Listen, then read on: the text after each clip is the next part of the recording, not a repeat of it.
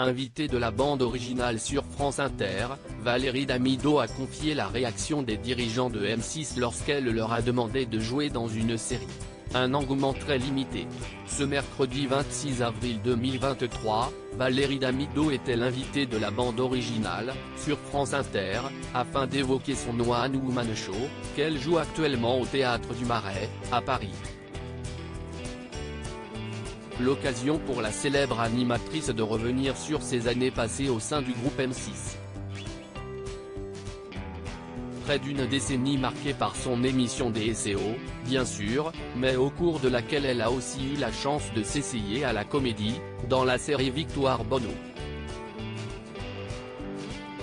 Elle y incarnait le rôle principal d'une conseillère principale d'éducation dans un lycée. Une aventure qu'elle a d'ailleurs eu la chance de partager avec sa fille Roxane, dont elle jouait aussi la mère à l'écran. Va maroufler. Interrogée par Leïla Kadour-Boudadi, Valérie Damido se confie sur les tournages du feuilleton dont elle garde un très bon souvenir, mais se voit obligée de contredire l'animatrice de France Inter qui imagine que la chaîne était ravie de pouvoir faire jouer l'une de ses plus grandes figures dans une série. Oula alors non, ce n'était pas génial pour eux, a-t-elle tout de suite rectifié avant d'imiter la réaction des dirigeants de M6, lorsqu'elle est allée les voir pour leur dire qu'elle voulait s'essayer à être actrice. Oui. Ben si esti super. Va maroufler. Une interprétation personnelle à une réaction qui l'a tout de même surprise. Non, non il n'aimant pas, a-t-elle conclu.